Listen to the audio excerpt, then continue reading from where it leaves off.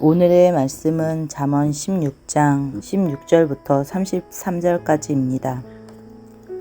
가산이 적어도 여호와를 경외하는 것이 크게 부하고 번뇌하는 것보다 나으니라. 채소를 먹으며 서로 사랑하는 것이 살찐 소를 먹으며 서로 미워하는 것보다 나으니라. 분을 쉽게 내는 자는 다툼을 일으켜도 노하기를 더디하는 자는 시비를 그치게 하느니라. 게으른 자의 길은 가시 울타리 같으나 정직한 자의 길은 대로니라. 지혜로운 아들은 아비를 즐겁게 하여도 미련한 자는 어미를 업신 여기느니라. 무지한 자는 미련한 것을 즐겨 하여도 명철한 자는 그 길을 바르게 하느니라. 의논이 없으면 경영이 무너지고 지략이 많으면 경영이 성립하느니라. 사람은 그 입의 대답으로 말미암아 기쁨을 얻나니 때에 맞는 말이 얼마나 아름다운고. 지혜로운 자는 위로 향한 생명길로 말미암음으로 그 아래에 있는 스올을 떠나게 되느니라. 여호와는 교만한 자의 집을 허시며 과부의 지게를 정하시느니라. 악한 꾀는 여호와께서 미워하시나 선한 말은 정결하니라. 이익을 탐하는 자는 자기 집을 해롭게 하나 뇌물을 싫어하는 자는 살게 되느니라. 의인의 마음은 대답할 말을 깊이 생각하여도 악인의 입은 악을 쏟느니라. 여호와는 악인을 멀리하시고 의인의 기도를 들으시느니라. 눈이 밝은 것은 마음을 기쁘게 하고 좋은 기별은 뼈를 윤택하게 하느니라. 생명의 경계를 듣는 귀는 지혜로운 자 가운데 있느니라.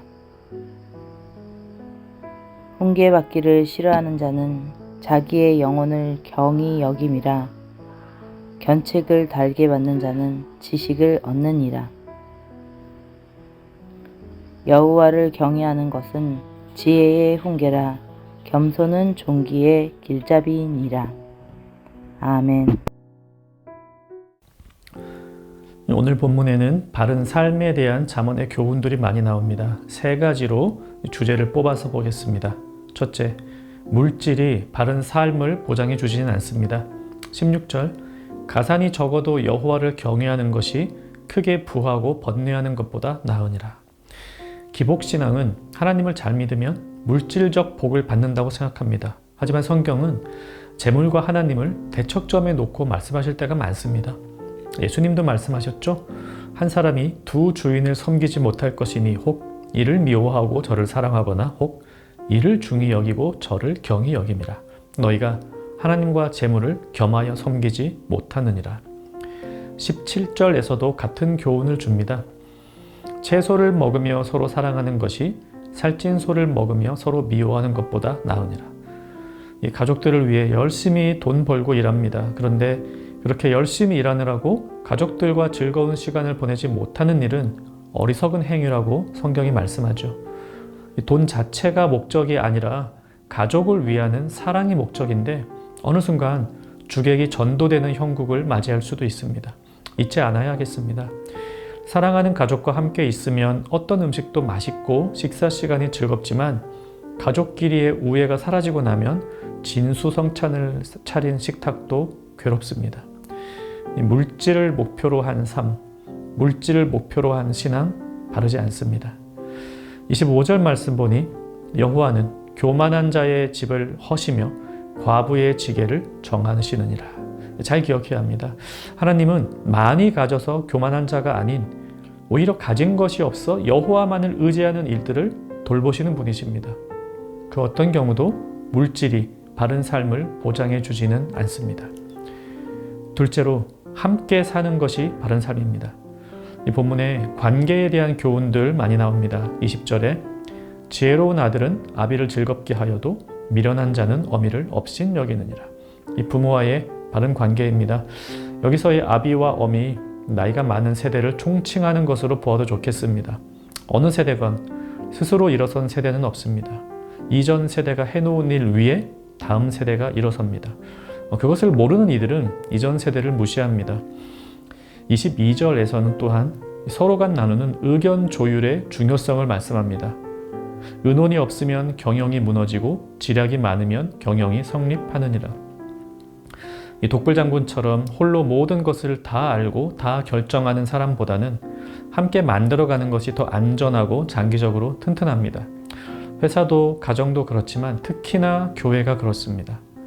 제 아무리 목사 한 사람의 개인 기량이 뛰어나다 해도 혼자 결정하고 혼자 계획하는 교회는 건강성을 담보하기 어렵습니다. 오래 건강하게 가기 어렵습니다. 함께 기도하고 함께 논의하고 함께 결정해 가야 합니다. 셋째로 여호와를 경외하는 것이 가장 바른 삶입니다. 33절을 보십시오. 세번역 성경으로 읽어드립니다. 주님을 경외하라는 것은 지혜가 주는 훈계이다. 겸손하면 영광이 따른다. 겸손하지 못하게 만드는 것들이 있습니다.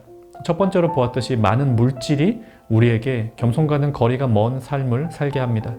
두 번째로 보았듯이 타인과의 관계를 우습게 여기면서 홀로 서 있는 그런 독불장군들도 겸손할 수가 없습니다.